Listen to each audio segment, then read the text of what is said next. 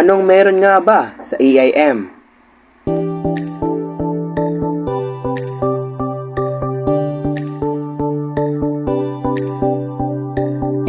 Sa EIM, marami kang matututunan tulad ng electrical plan at mga bahagi nito.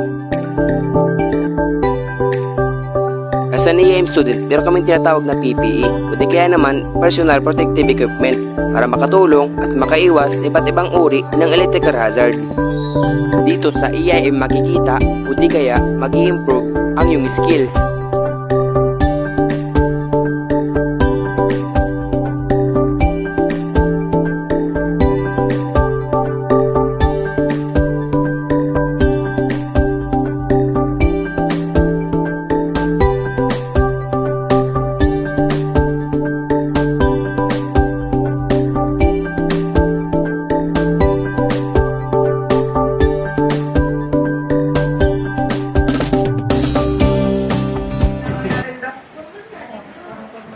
Sir, bakit ka nag-EIM student? Sige, kasi dito marami kang kaibigan, marami kang matutunan, higit sa lahat, dito ka, kikilingin.